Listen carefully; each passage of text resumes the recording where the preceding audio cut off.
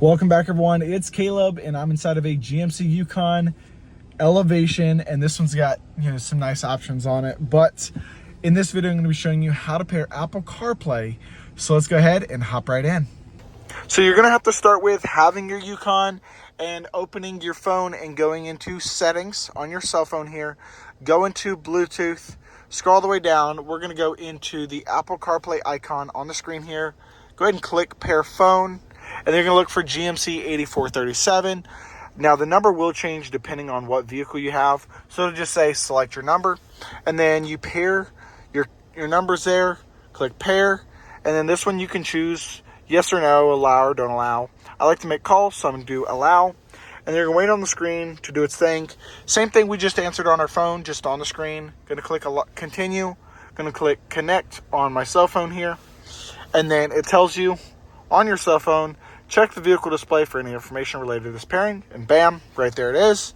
Click enable so you can pair your phone, and then it's just going to load there, and then it's going to pop up your Apple CarPlay on your infotainment screen.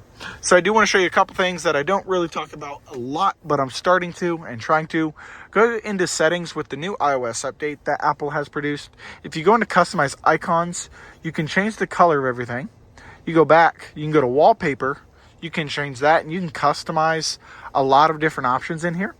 You even have, you can do show art. So like if we go back, we go to this first screen, because I have the new update, you have different widgets you can choose from, and you can have multiple different widgets to your liking based on what you have on your cell phone here.